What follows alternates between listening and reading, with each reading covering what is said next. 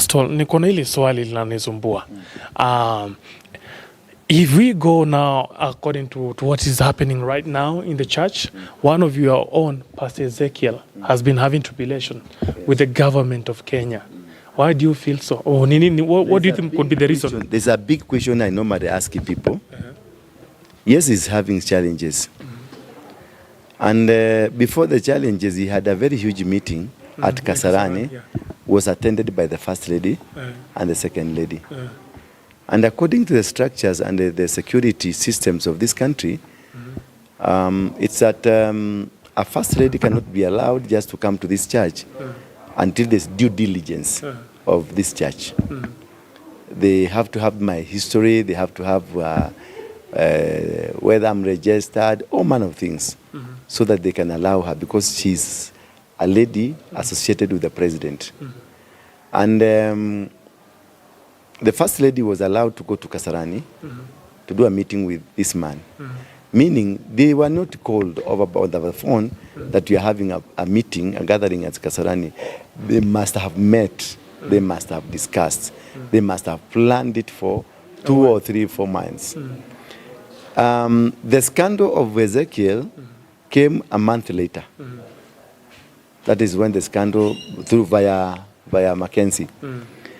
And the intelligence system that we know we have in Kenya, they are so good, especially when it comes to the intelligence gathering. And we are smart in Africa. We are good in Africa. We are good worldwide. And there is nothing that goes that the intelligence of this country cannot be able to know very fast. Meaning, this man, after 1 month of having a meeting with the First Lady, the intelligence came out of slumber and discovered that this man was doing fraud. This man was this man was this man was associated with Mackenzie, this man. Does it make sense to you? And allowing this mama, Rachel, to go to Kasarani 2 months prior, or a month and 2 months after. Is it the time now the government comes out of slumber and now discovers, Ezekiel ni mtu wa fraud? How did they allow Ezekiel to have a meeting with the first mama? I don't know, maybe you give us the insight. It was a game plan. The same Illuminati people, the Freemasons, they had a game plan. How to bring these families with Ezekiel, and then bring the story of Mackenzie, then associate Mackenzie with Ezekiel, then associate Ezekiel with the first family. Then call the first family a devil worshipping family.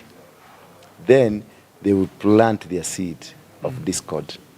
Okay. It was a game plan. So Ezekiel is a victim of circumstance. Yes. He's very innocent. To me, he's a victim of circumstance. I've been to such a situation. Yes. Nile tumekaa tu hivi umevamiwa tu na hata huko kwa hiyo story. Well planned, and because they didn't know, these are master planners. They are still in the government. They're the one controlling the intelligence. They're the one controlling police. They're the one controlling the army. They are controlling everything. So they were outsmarted. They didn't realize already the plan, how it's being planned, how it's being organized. They came only to discover, and they immediately see when the meeting was done. That is when now the story of Mackenzie ilianza kutokea. Na immediately Raila akasema anataka kwenda huko kusema Ruto ndio ameua watu huko.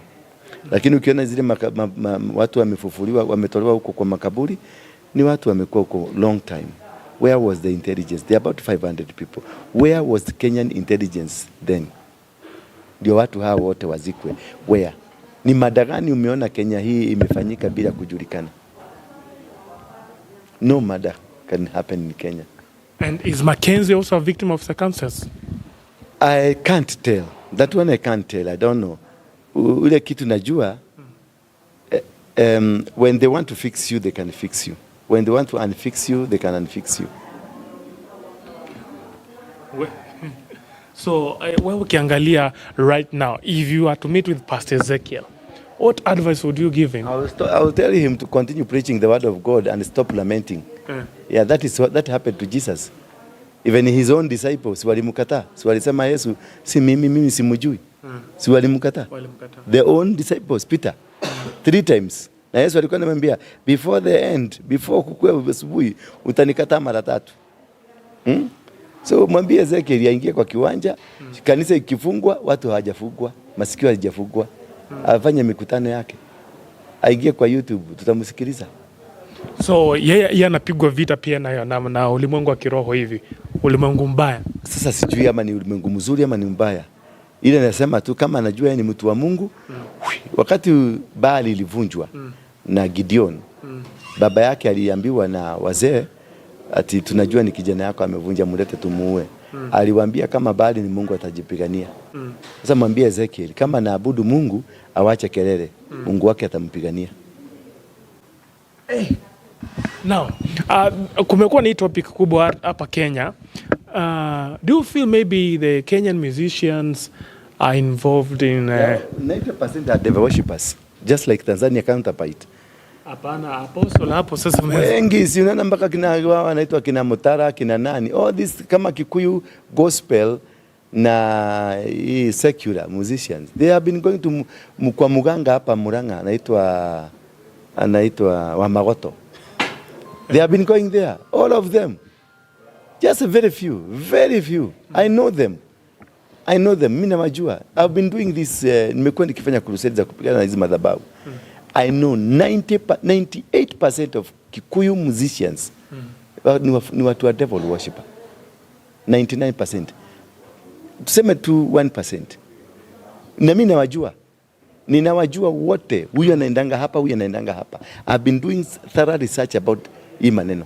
Lakini tukiangalia sasa kwa nationally, they are all gone. Tukiangalia sasa kwa mambo ya the impact of those people here, Illuminati and Freemason.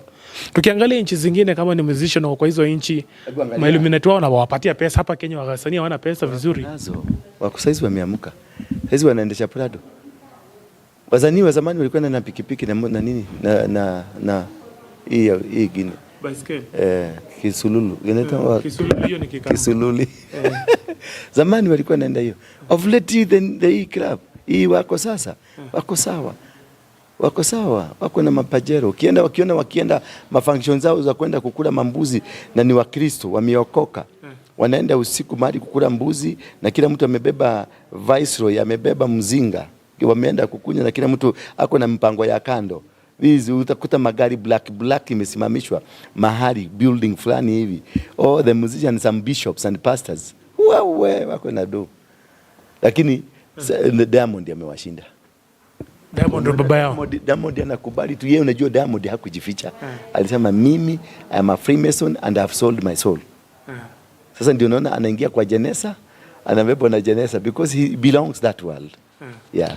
Na hapa Kenya tukiangalia the gospel artists, kuna wenye wako kwa hiyo Freemason? Yes, wengi. Gospel artists na pastors and bishops and archbishops. Wengi sana. Who should we run to kama wote wako kwa Freemason? Run to God. Did God ever told you to run to man? Anybody that puts his trust in man is cursed. Trust your God. Not even me. Trust your God. Test every spirit. Yes.